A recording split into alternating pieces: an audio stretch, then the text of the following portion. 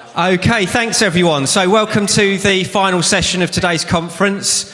First up on the stage, I'm going to welcome Detective Chief Superintendent Andy Cox, who's done a huge amount for road safety, raised its profile across the country, but done a huge amount in his current force. So he's going to come up to the stage now and talk to you all about that and the Met's approach to dealing with fatals. Thank you.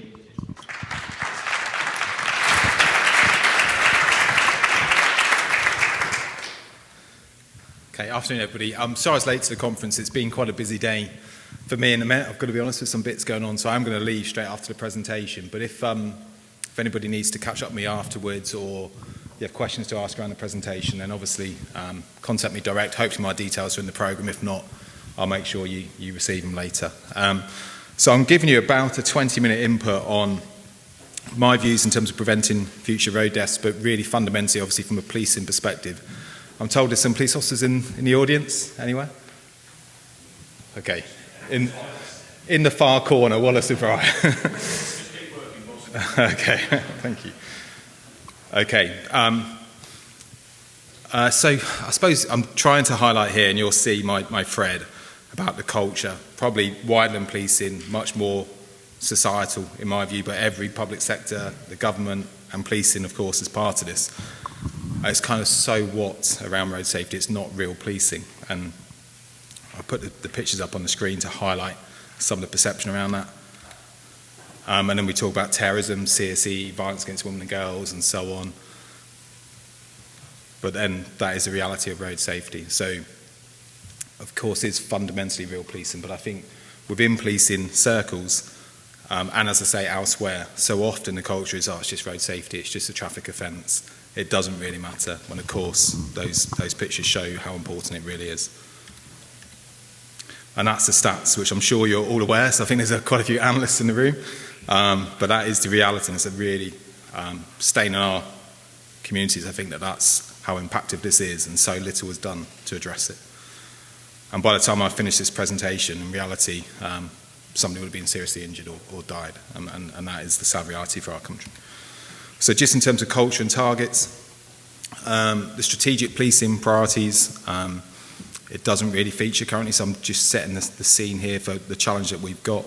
So whilst Chief Constable Joe Shine has done a huge amount to try and change this and try and influence strategic policing priorities within government, it's still a long way to go for us. We have a data challenge. We have a phone challenge going on in the room as well. I'm just glad it wasn't the police officer that had the phone going there. But I know Matthew, the work that yourself led around Stats 19 tries to overcome a lot of this, but in reality we have data that's stood out there where we are going to work off data that's not accurate, because whilst we're revamping Stats 19, there's a lot of work to review how it was done, because we were using the first assessment point, not the last, to determine contributory factors as a police service. But actually our ability to really dig into the causes, really understand that, and therefore give accurate data which will allow us to target at the right time, right place, right issue, influence legislation, influence manufacturers, influencing everything around it by having the 5 WHs or whatever it is to understand it, is still not sufficiently good. So the data the analysts will work on fundamentally is not an informed picture, in my view, and that's something we really have to address. Unfortunately, road death is still considered inevitable. It's just seen as one of those things, i.e. accident, not collision. We enforce, as a service, sometimes everything, i.e. we're not intelligence-led. And we focus on quantity, so how many tickets did we issue today, rather than where was that ticket issued, what for, where was it, and how was that addressing road safety and saving life. That kind of links to random patrol rather than intelligence-led, i.e. the officers will go out and decide whether they're going to turn left or right, whereas I want them to know precisely where they're going to be and why. And I still feel policing, and much more broader than policing, has a kind of anti-20 mile an hour stance still, and it hasn't quite addressed the culture. Do I really need to enforce in 20 mile an hours, or why don't I go and enforce on fast roads? Well, because in 20 and 30 mile an hour zones, the evidence would suggest you're more likely to have a fatal or serious injury. So that's why we need to change some of the culture. This kind of links in terms of then the public comms around it, because I think the public still very much perceive it as an accident, and that it is inevitable, that speed enforcement is a money generator rather than a lifesaver. The traffic officer that should, and we've all had it as road police officers at some point, why don't you go and catch a criminal? So I always use this analogy. Peter Sutcliffe was found by the simple traffic stop. It's a card that we play all the time, but actually it's much more than that as well. We locate, and I know myself, so we locate people that are wanted for murder, attempted murder, rapists, etc. through road policing. And the phrase I always use is not every driver's a criminal, but every criminal's a driver. Certainly from 17 and above, and quite a few below that. But actually, that's why we've got such an ability to tackle crime as well. And then that whole public perception issue around it's okay for me to speed, things won't happen to me, I'm okay to touch my phone. And I often think about, it's almost the power of habit around this, is because people think, they will get away with it, they will speed, they will touch their phone, they will have that drink, whatever it is, nothing happens, they don't get caught, they do it the next time, nothing happens, they don't get caught. But actually, if you multiply that many times over, after maybe 100 times, what's your risk consideration then? If you get to 200, 1,000 times, whatever, at some point luck runs out, and obviously it runs out for a lot of people. They do get caught, or they, much worse than that, they harm themselves or somebody else.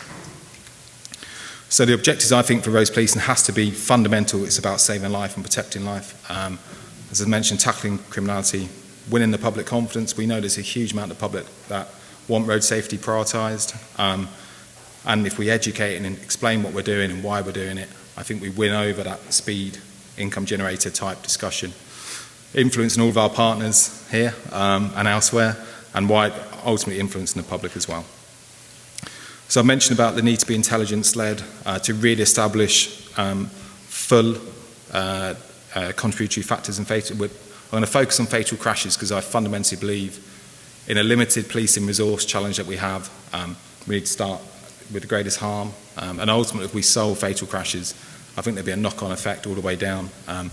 But ultimately understanding the cause of the contributory factors in fatal crashes, identifying where they're occurring, when they're occurring and why, targeting the right roads, and obviously the right drivers, and I'll come on to that in a second, and obviously the causes. And in London, when I was here last time, we introduced something called a Tactical Task and Coordination Group. We have that for every other crime type. So if, robbery, burglary, sexual assault, violence, all those things, we every couple of weeks, it used to be, I think it's monthly now, all the right intelligence leads, all the crime leads, all the local policing leads would get together, often with partners as well, and try and identify criminals, hotspots, common themes, etc. But we introduced the same for road safety, and it had one hell of an impact, because suddenly we had the right roads, suddenly knew who the most dangerous drivers were, etc., etc. And it allowed us to be really intelligence-led. And as I say, I'll come on to some of this now. So priority roads. In London, there's over 9,000, and this is going back to a few years now. So in terms of the 136 I'll come on to, but you'll understand the principle I'm trying to apply, hopefully. In over 9,000 roads, through analysis taken back over 5 years, because unlike burglary, it's not 5 minutes as such, but if you take it back a long time to identify the trends in road safety, I think you can really hone in on roads, hone in on issues and so on. And we realised that by focusing on 136, you took on a very sizable chunk of the fatal and serious injury crashes. So therefore, really giving my teams and actually my leaders opportunity to go and speak to partners, go and speak to whether it's highways, whether it's the local council, whoever it may be, to try and influence their activities as well. It's much easier to do on 136 than to try and do it on 9,000. So where our money goes and where our focus goes ultimately. And in particular, through that TTCG, we found 4 roads, I'm just going to highlight 2 today, which required much really intensive work. So the 136 got a core focus, and essentially when we had spare time and capacity, we'd put people on them, explain why we're there and try and influence our partners. The 4 roads, day and night, were targeted and really hit hard. And we had some remarkable results. So the A10 was a road where the community had been up in arms for years. So they used to have the car cruising at weekends where on occasions thousands would turn up in Enfield and ultimately cause antisocial behaviour. Drive really quickly at really high speeds, triple figure speeds, often drink, and basically just really dangerous drivers, but really antisocial with it, to the extent where there was suggestion was it's even affecting things like house prices. And that's how significant it was to the local community. We done a huge amount. Some of it was innovative. For example, the use of drones. This is quite just, I know my time is tight, but I just want to give this story. So the use of drones, I'd believed, as I do, and we'll come on to public road crime reporting in a minute, believed in trying to get in the driver's mindset and think they're always looking for speed cameras, they're always looking for police officers, and if they see neither, I honestly believe they're more likely to drive dangerous if they're that way inclined. But so therefore we had to communicate all the time. We're going to be there, we're there in plain clothes, we're there in uniform, you never know when we're going to be there, we're asking the public to inform. I said, how do we go further than that? And somebody, and it wasn't me, said, well, you put a drone in here, boss. So that's a really good idea, and we have to tell them that the drone's there. So they obviously can't look up. Hopefully they can't look up anyway. But so I went to the Evening Standard and said, I want to run a story on putting drones in the air, and we got it all planned and prepped, and we'd done loads of background work on it. So the Evening Standard said, we'll run that.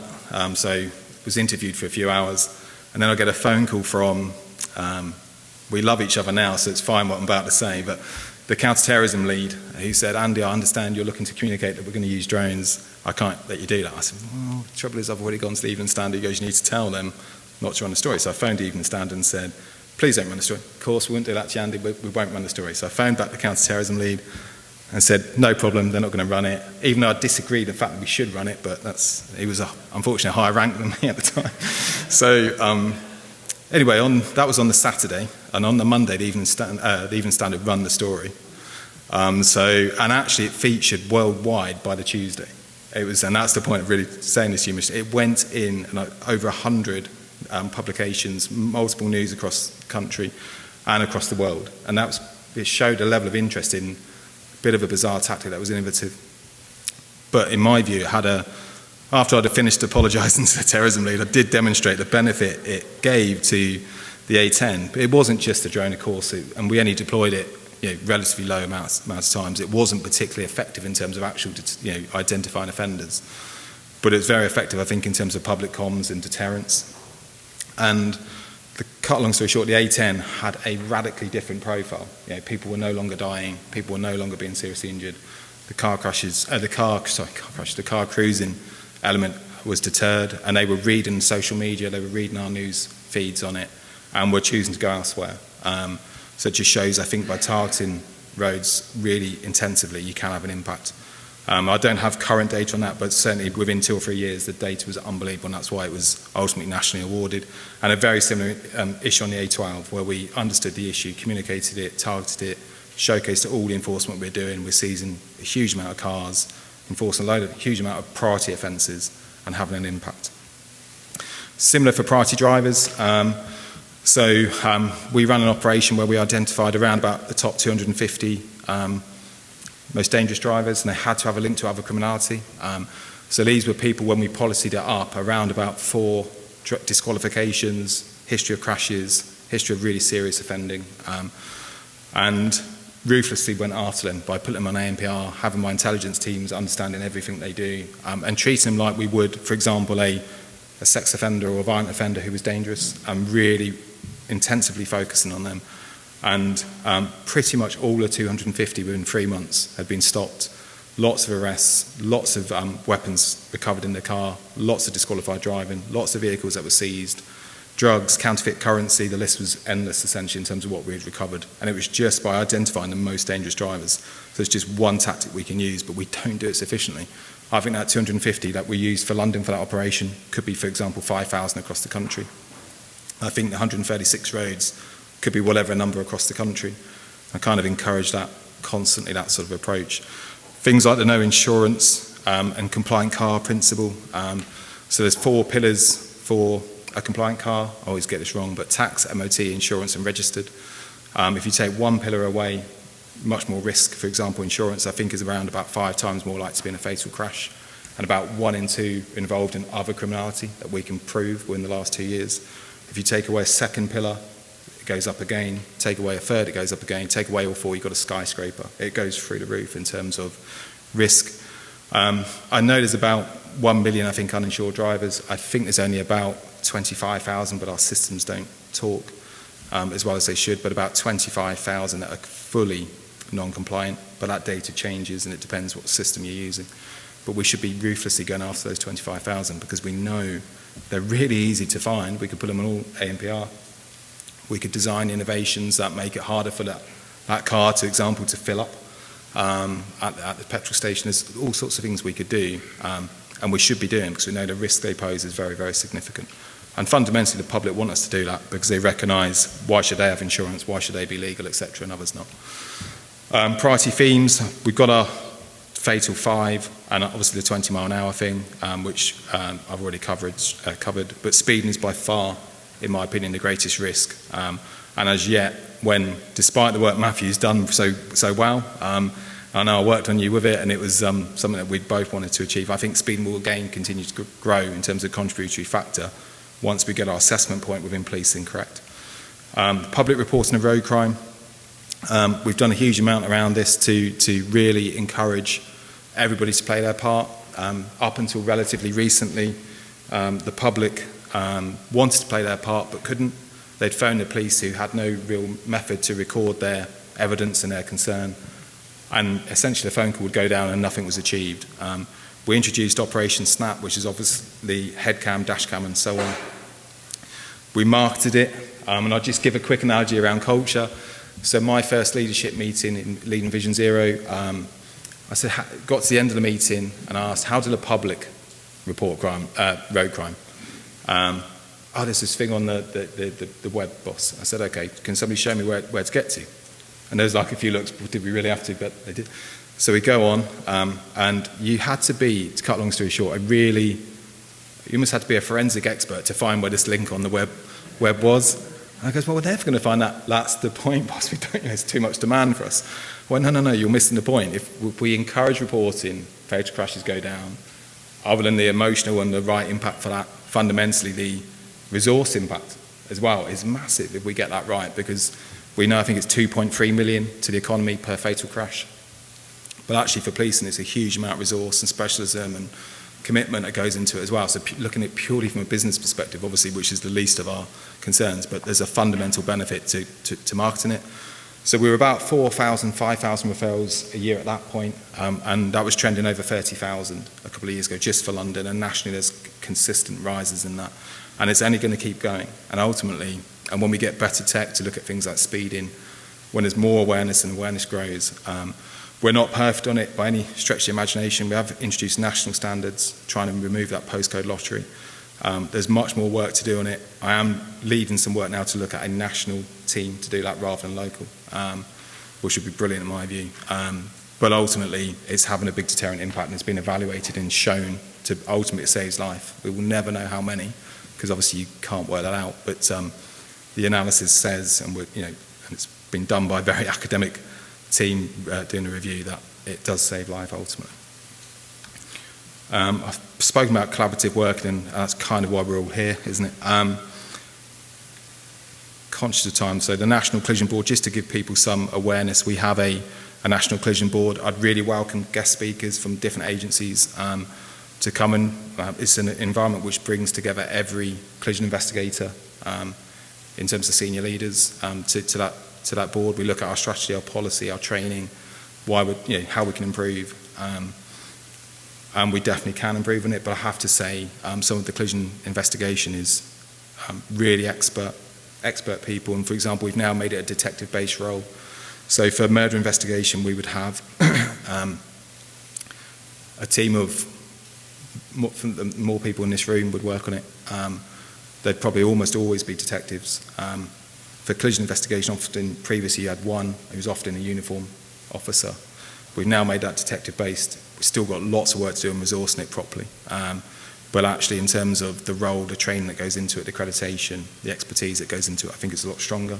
And certainly from the forensic side, where it's now a national forensic unit who are highly trained and accredited, we're confident that we're getting things right there.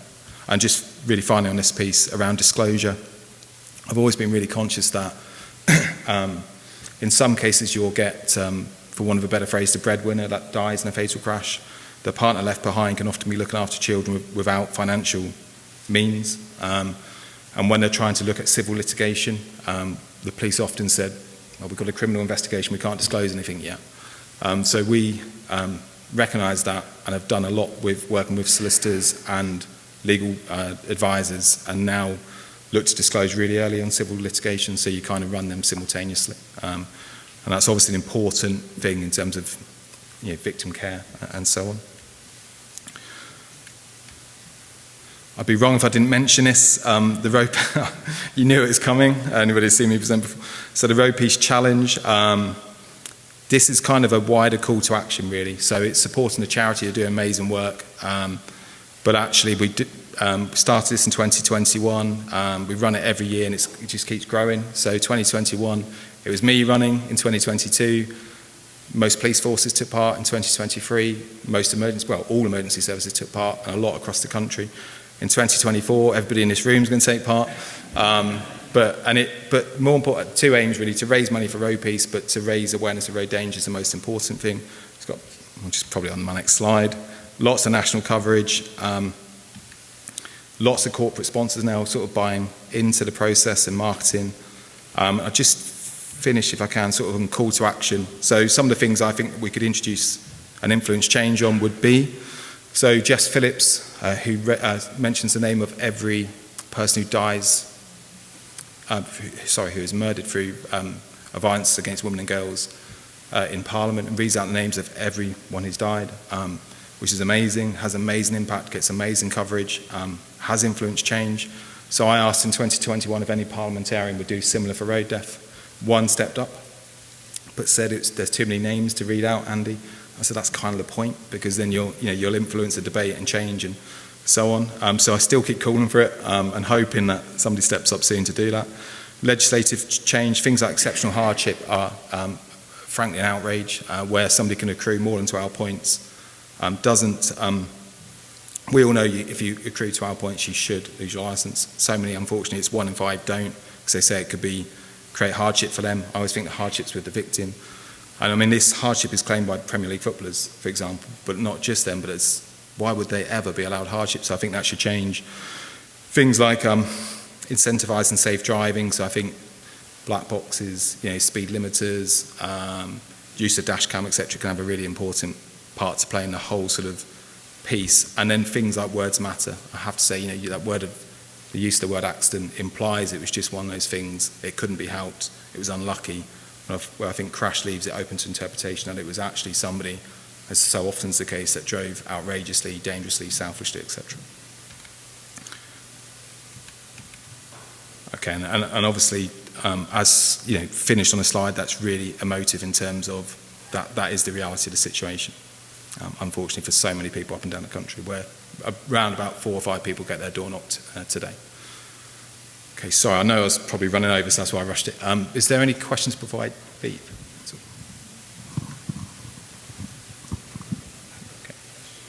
Okay, I can't see any hands up. I think, have we got one online? Yeah, there's a couple of people who've asked a very similar thing online, which was just when you were talking about the cruising on the A10, did you then look at displacement and whether actually your interventions were simply moving the problem, or whether actually there was more dispersal than that? So and they started to drift back, I think, in the last few months, from what I understand. We were, to be frank, worried about the dispersal element, because I know there was a really serious incident in Essex not too long after we ran our operation, and you could have drawn a tentative link, but we could never really definitively prove that. But ultimately, I think if this is then applied, and our approach that we issued, trying to get 2 technical loads of Section 59 notices on each car, so that's where they're basically antisocial, and we can say if you do it again, we'll seize it, and we did seize a load of cars like that. But I think if everybody applied that approach nationally, then ultimately we displace it into it doesn't happen. And that's kind of why we include it, because I think it was good practice that other forces should be looking at. Thanks. I think Douglas Gilmore had a hand up at the back. Time for one question. Yeah, thanks very much. Really interesting. I don't know if you were in earlier for my presentation, but I guess one of the advantages of connected vehicle data these days is that you can actually close the feedback loop, or the time it takes to identify and assess where the speeding's occurring, and then target and focus on enforcement far more quickly. For example, with TomTom data, we've got partners who within 5 days could tell you where in a 15-minute interval people are doing car cruising based on 85th percentile speeds. So I think there's a huge opportunity to close that feedback loop, to speed up the identification of places, because there was a kind of telling throwaway line that you used at the end of the A12 discussion, which said, of course they're dispersed elsewhere, but where? And where next? And it can't take us 5 years to go back and enforce it and stop them from doing that. And I know this from personal experience as well, locally. We have similar unfortunate cruising events where I live. But as you say, if you extended it across the country, my goodness, how many fatalities could we remove from the stats in a short period of time? So thank you. Yeah, thank you. So yeah, thanks. Big hand for Andy. Thank you. Thank you.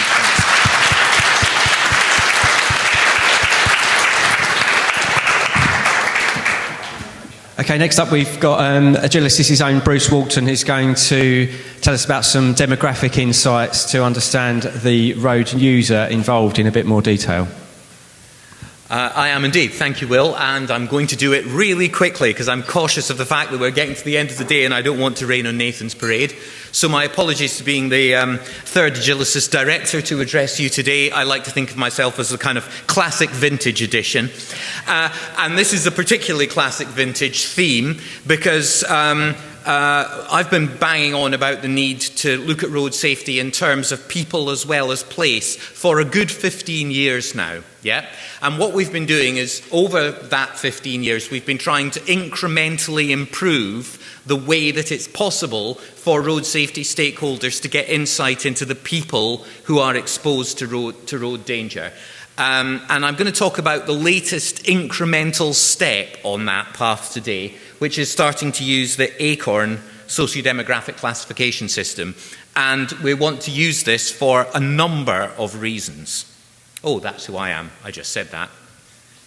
So what is Acorn? Well, it's a consumer classification tool that segments the UK population. Yes, it's a consumer tool. It was primarily designed in order to sell people products and services. But of course, what we are selling isn't a product or a service exactly. What we are selling is a message. We're trying to communicate with people about specific issues because we want to create safer road users and a safer community. But in order to do that, in order to engage effectively with people, you have to know who you're communicating with, and if you don't know that, your communication is unlikely to be effective.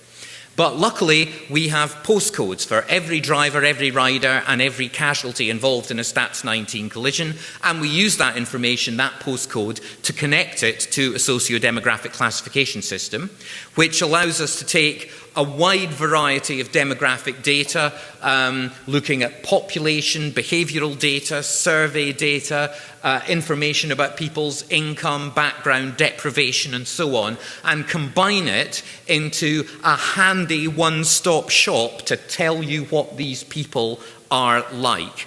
And Acorn is all about giving you an understanding of those different types of people, fundamentally based on where they live. The reason that that's relevant in road safety is because it provides insight into those different kinds of people. And as I have said to countless rooms of people over the years, you can't just look at where the crash happened, you've got to look at who it happened to. Yeah? And when you start to look at different road user groups, different types of road risk, you very quickly become aware that different segments of the community are susceptible to different kinds of risk.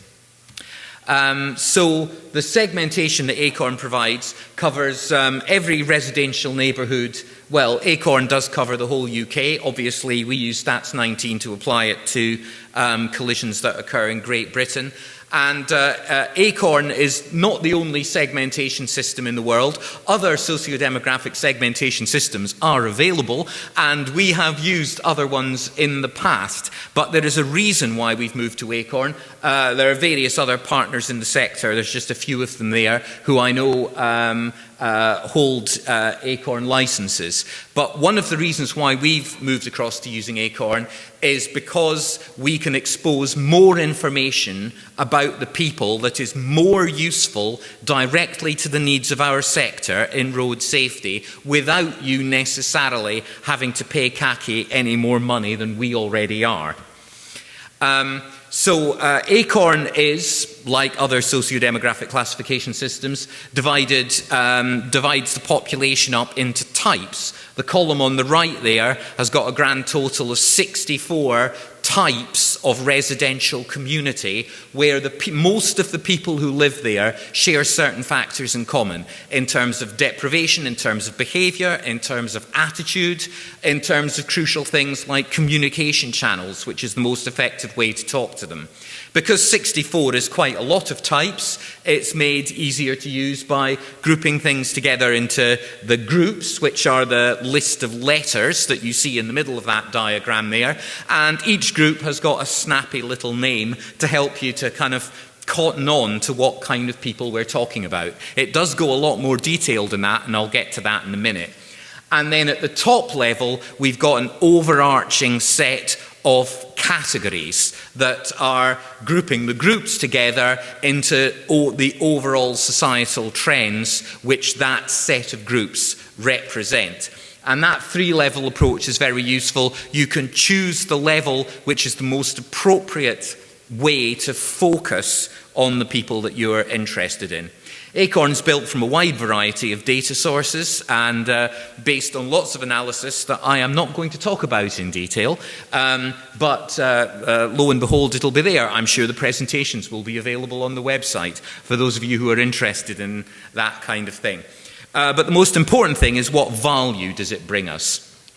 Well, first of all, Acorn allows us to use socio-demographic classification data more flexibly than we have done in the past, because there's a very wide range of measures. And when I say a wide range, I mean several hundred measures that reflect different demographic attributes which are present to different degrees between the different types and groups, and we can take that wide range of measures and we can use the whole range of that in order to help to guide road safety interventions. We're not limited in that, we can use the full set.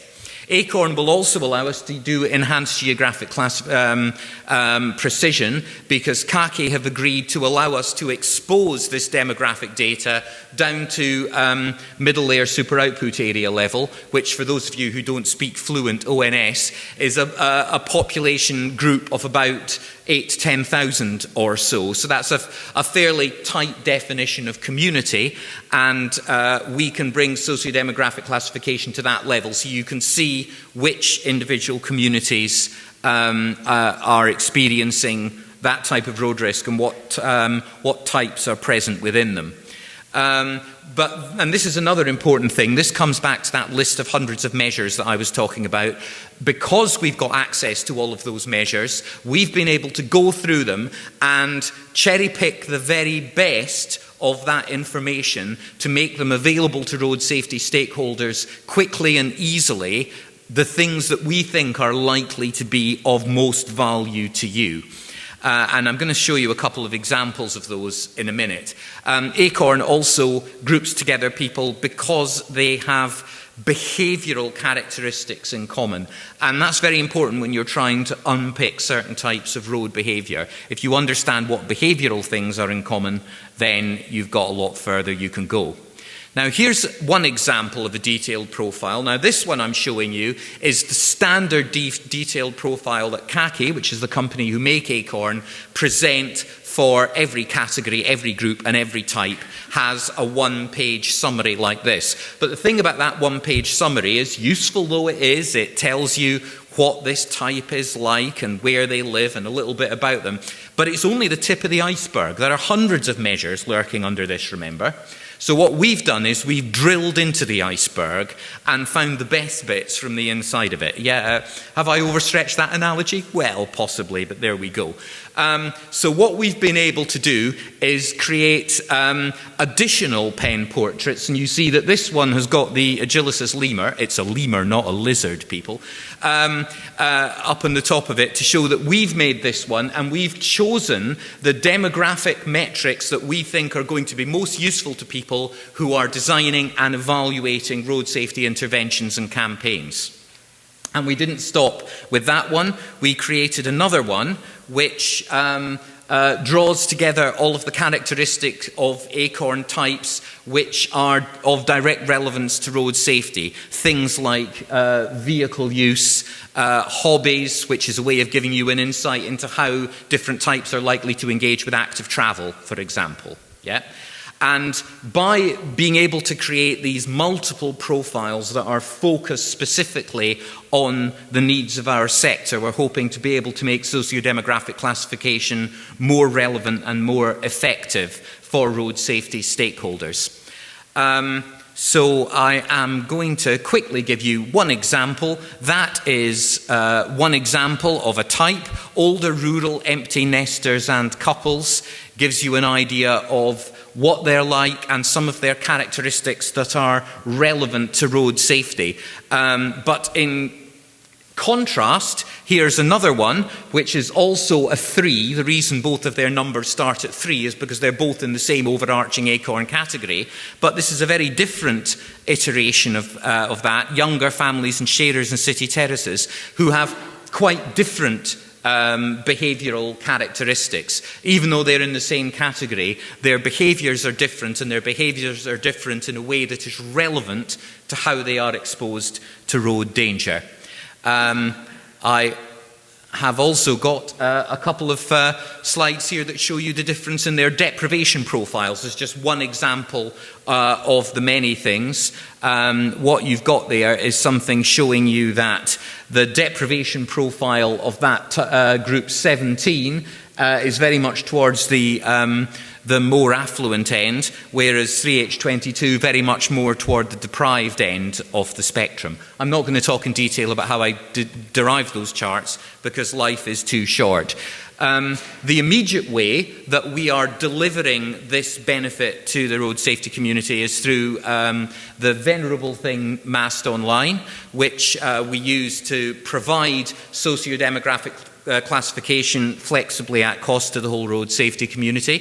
For example, it is available nationwide in Scotland because Scotland have national mass memberships, which means that the whole road safety sector in Scotland has access to it. And that allows individual stakeholders to go in and create their own socio-demographic profiles using Acorn. They've got access to all of those profiles so they can interpret the findings and apply them to the work that we are doing. Acorn has a whole bunch of other insights which you can get. There's a link there that you can go to find out more about Acorn and the characteristics of the segments and the thing that it does. And we have future plans for how we're going to use it. We are going to provide more detailed geographical scope. As we've said, this is something we can do with Acorn that we couldn't do in the past. We can go down to lower levels, middle layer super output area, intermediate data zone being the approximate equivalent in Scotland. We're going to develop more custom portraits, and we're here to very grateful if anybody looks at the custom portraits which are already available in Mast Online and gives us insights into the kind of things that road safety practitioners want to know about their target groups. And we're ambitious to relate that to other measures in various ways. And there's also a separate set of Acorn that specifically looks at well-being, which is obviously very relevant to active travel. So I've zipped through that very fast. I'm now going to move on to the slide that says questions and hand back to Will. Thank you, Bruce.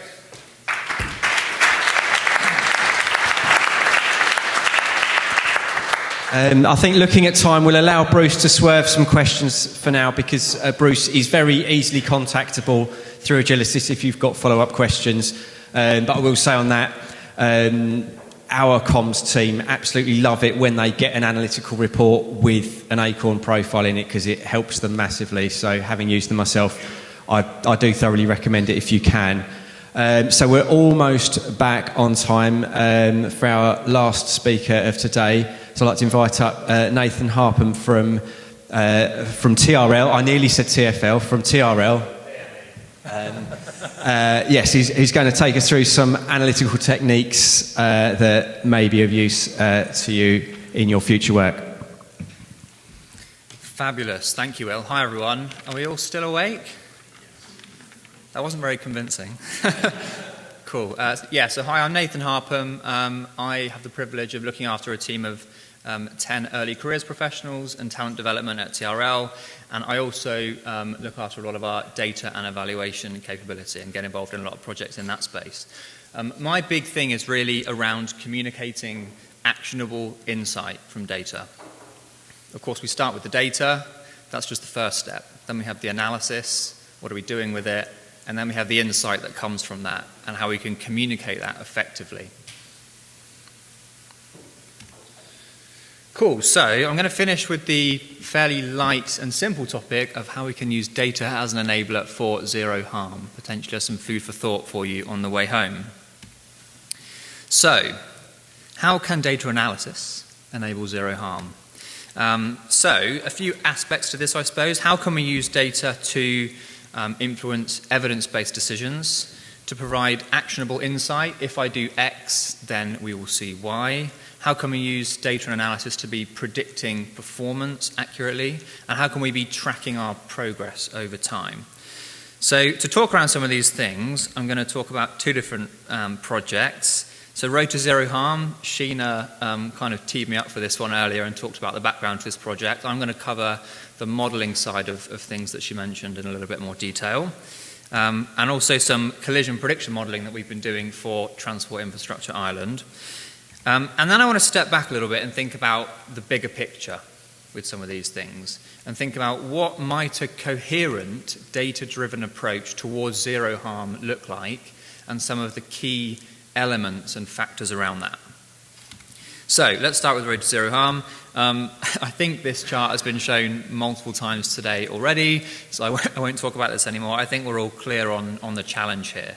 And the fact that we really need to be seeing another step change in this chart if we're going to be hitting targets.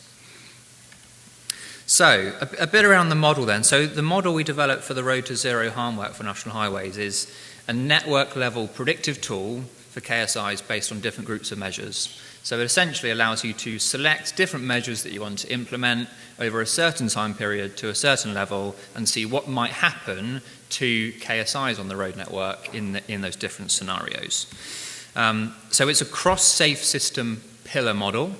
So it includes countermeasures from the 5 safe system pillars: roads, speeds, vehicles, human and post-crash. And we had experts at TRL in each of those pillars developing countermeasures through a kind of evidence-based review for each of those pillars that we could bring together as part of this model. We had a consistent approach for understanding the impacts that different countermeasures would have. I actually partly took this approach from an approach that Rune Elvik used, who works in road safety in Norway, won an award a couple of years ago at the TRA conference for lifelong research to road safety, and did some similar modelling for the Norwegian road network back in 2018. This is a screenshot from a kind of fun spreadsheet I was working with recently, but essentially each countermeasure has an associated impact profile that tells us how effective that measure will be over time and according to different levels of implementation of that countermeasure, so some different parameters around that. Broadly speaking, the countermeasures were in 3 different groups: countermeasures that have a fixed effect over time, so every year after their implementation they have the same effect on KSI, so these are all KSI reduction factors that you're seeing here, so 0.9 being a 10% reduction in KSIs.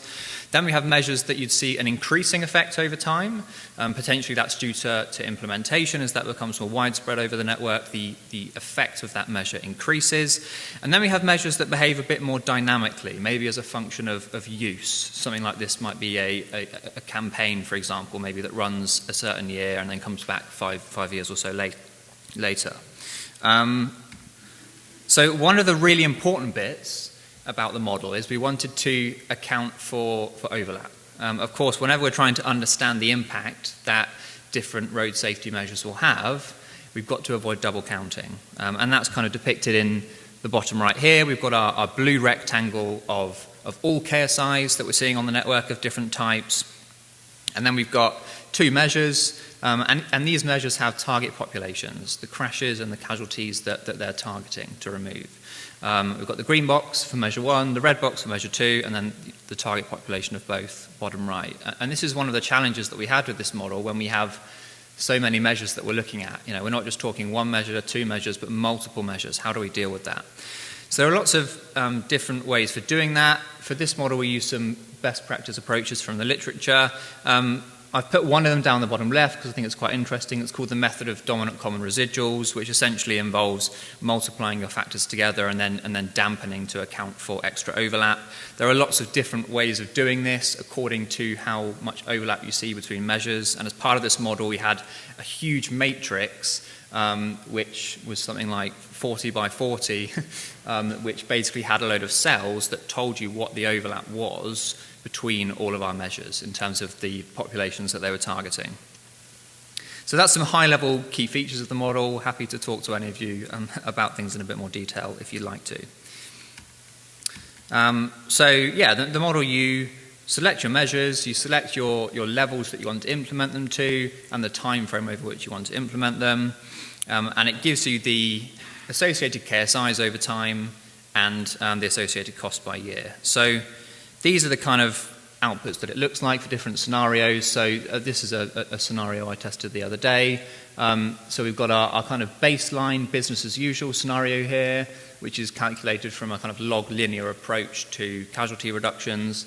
And then two different results there in terms of the dominant common residuals I talked about just now, and then a multiplicative approach for combining. And you can have different approaches for combining depending on the overlap between your different measures.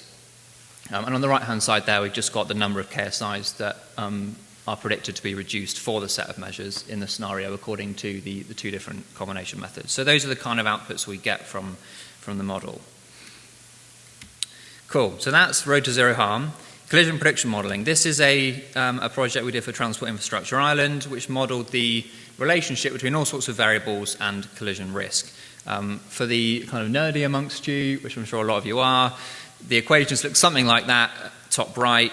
So we use negative binomial regression models and Poisson regression models of the zero inflated kind to do this. So you've got an exponential term, flow, length, and a few other things. The output for Transport Infrastructure Ireland was a collision reduction calculator that looked something like this. This was the kind of process flow. So we had the outputs from the models that we produced, top left, things like the proportion of median barrier, the radius, the scrim coefficient, number of minor junctions per kilometre, and so on. And we also utilised collision modification factors, similar to KSI reduction factors, from the clearinghouse database. They go into to a spreadsheet, essentially, and give you your collision changes for different countermeasures by road types, and then you can calculate for individual measures what your likely reduction is going to be at specific sites, and then for groups of measures, again, through combining based on overlap. And ultimately, that gives you your calculated predicted changes in collisions at a site, and the first-year rate of return, which was the output they were mainly interested in. So, a whistle-stop tour of two projects there. So what about the bigger picture? And I'm conscious as I go through this, I don't want to imply that this is all really simple. These are just some thoughts around this and some of the key elements that I think we ought to be considering. So perhaps we start with our knowledge of countermeasures and our knowledge of collision data. So what countermeasures are there? How impactful are they going to be? How can we explain those countermeasures? And of course, it's more nuanced than a countermeasure just having impact X. You know, it's dependent on region, it's dependent on road types, etc., etc. And our collision data. And I'm not just talking about Stats 19 here, I'm talking about all the other kind of sources that have been mentioned, but also risk-based assessments for a more proactive approach in line with the safe system. Things like IRAP, lead safety indicators, for example. So we take our countermeasures that we know about, and we take the picture that we're seeing in terms of data and the risks that we're assessing, and we kind of map the two together. So which countermeasures are going to be effective where, what kind of impact might they have, and how can we assess combinations, both within a safe system pillar, but more importantly, between the safe system pillars. How is that system all functioning together? And then we get to the process of implementing these measures that we've decided will be effective, and it's really important that we're monitoring the progress effectively.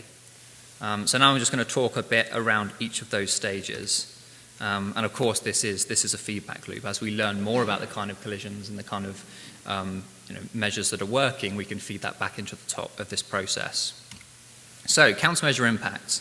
Of course, it's important that we are considering countermeasures across the safe system pillars. It helps to have certain information about these countermeasures so that we can be building the kind of models that we've built on the Road to Zero Harm project. Who are they targeting?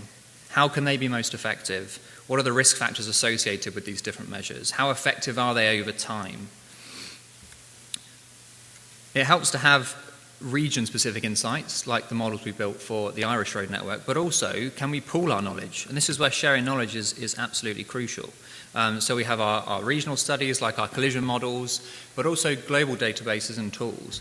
I was in Paris for a meeting of the International Road Traffic Accident Database Group with a few of you here. I can see Matt and Richard and a few others back in November.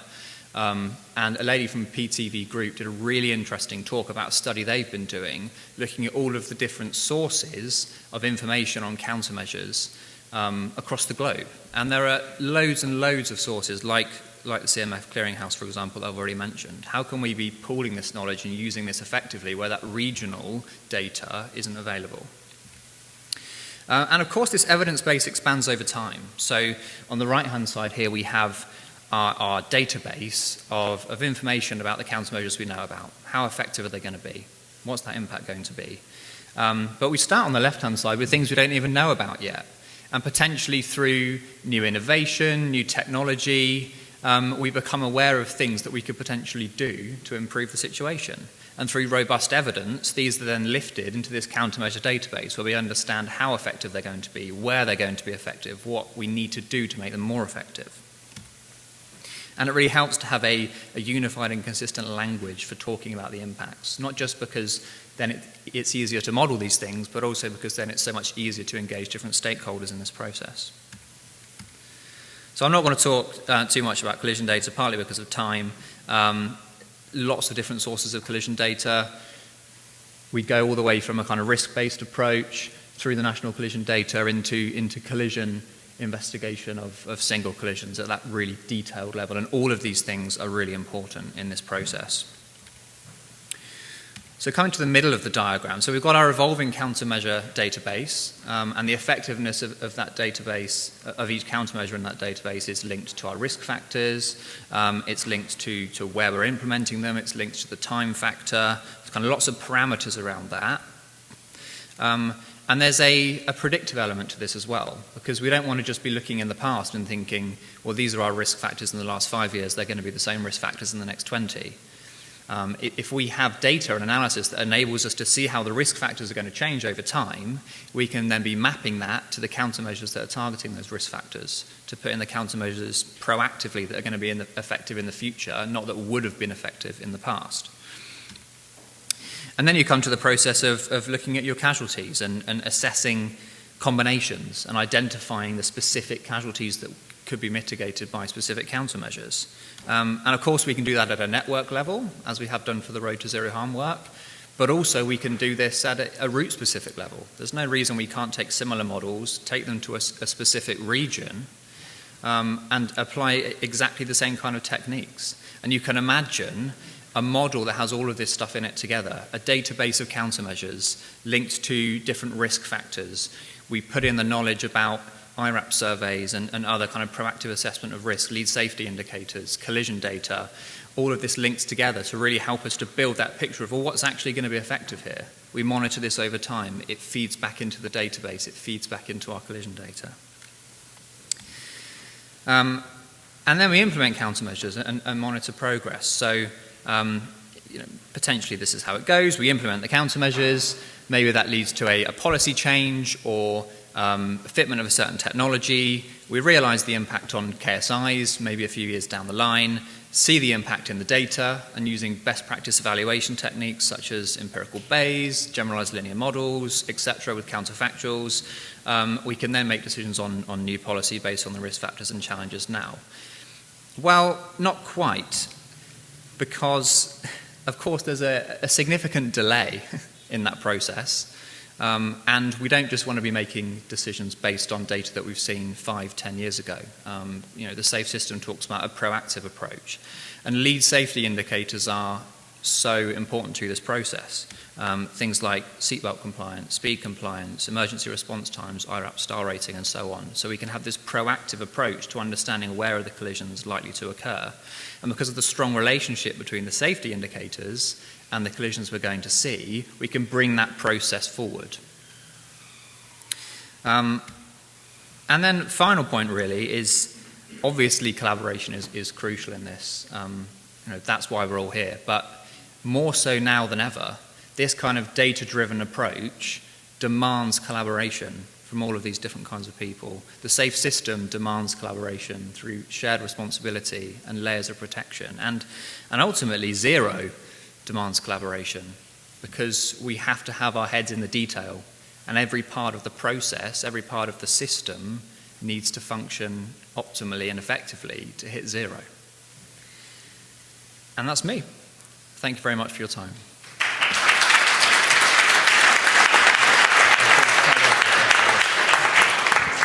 Thanks ever so much, Nathan. It's just a few minutes before we round things up. There is time if anyone does have a burning question at all for Nathan. We've got one down the front. Just wait for the microphone. Hello, Nick Reed, Reed Mobility and National Highways. Firstly, thank you for the presentation and for the good work TRL and Agilysis have done on the road to zero harm. It's helpfully enabled me to ask the question I was going to ask Bruce as well, and Bruce might want to chip in. One of the things I've been concerned about is like an equality impact assessment. So who is affected by the measures that we introduce? So I wondered, can your model be combined with the Acorn type assessment of who might be affected by the measures, so we can use that in our determination of what are the best countermeasures to introduce? The answer is yes. Yeah, absolutely. That's super important. And the effectiveness of all of our measures isn't just linked to the crash types we're seeing and the kind of road infrastructure. It's linked to the kinds of people that are having those crashes and all sorts of other factors. So in theory, our effectiveness can be linked to a whole pool of different variables, and depending on which location we're considering, whether it's a network level or regional level, we can be picking the appropriate measures for the people in that setting. Great, thank you. Okay, thanks. Any more questions from the room or from online? Can I ask one? Yeah, of course. Which is just thinking about the work that you have done for National Highways, and I imagine there'll be a bunch of other highway authorities looking at it slightly sort of jealously and going, is that going to be open source? I mean, is the model likely to be something that others could benefit from in terms of being able to analyse their own networks and thinking about how they might implement countermeasures going forward? Yep, I hope that others can benefit from this approach. Obviously, Sheena talked before about the work very much at the moment being in progress, and I'm sure she and the other National Highways team will talk more about that in the future. But yeah, the approach can be used elsewhere, and I hope that we can share as much as possible to drive improvements, not just nationally but regionally as well. Thank you very much. Big hand for Nathan.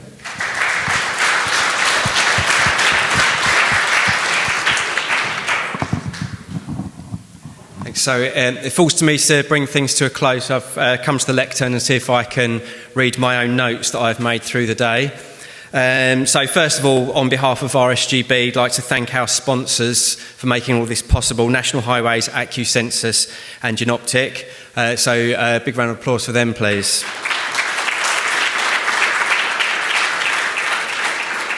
And also for our delivery partners in Agilysis for making it all happen and putting a huge amount of work into organising yet another great conference. So thanks to Agilysis as well. Thanks to everyone in the room for turning up and all the people online for their contributions as well. It's nothing without people's contributions. And my final thanks is to DFT and Road Safety Foundation for supporting the wider Analyst Champions Network. So big thanks to them as well.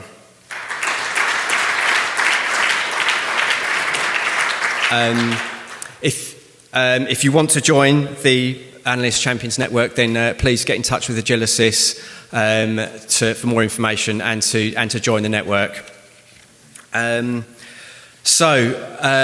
Before I try and round up this year, I was starting to think about next year, and I thought a good theme for next year would be Richard and I debating heat maps. We could talk about, is it the right tool for the job? You can use a bandsaw. It's great for cutting plywood, but not so great for rewiring a plug. But talking about tools, we began with Stats 19, which is a fantastic tool. It's the Swiss Army knife of road safety tools. It does do a lot of great jobs, but as we've seen, our needs are evolving, and we need more tools in the box beyond Stats 19, because the safe system being that expansion beyond traditional road safety. So we need more tools and both data and analytical techniques to analyse it. I have got a new term in my lexicon, cultural blind spot, to understand things like motor normativity, which is one form of data gap. Last year we learned a lot more about the gender data gap, and there are various data gaps that need to be addressed to look at more equality within road safety and equality of outcomes and the best outcomes for everyone. And in fact, we need to cater for the most vulnerable if we are going to have a safe system. So building on that Stats 19, that is our foundation. We've learned about new technology that's generating new data and big data, and that data informs performance indicators and performance targets, and targets being something that has long been recognised as an important driver of activity and a driver of funding and a driver of priorities in achieving improvements in road safety. That data can also give us insights on driver behaviour and how the network is used, and also with future technology it can create a feedback cycle with new technology creating new data and insights that can then inform that new technology, particularly with connected and autonomous vehicles being better with that better insight.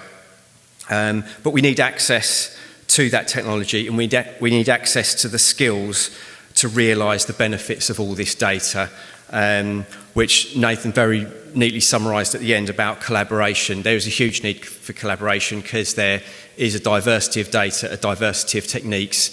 No one person in this room knows all of them, but collectively I think we can do fantastic work together.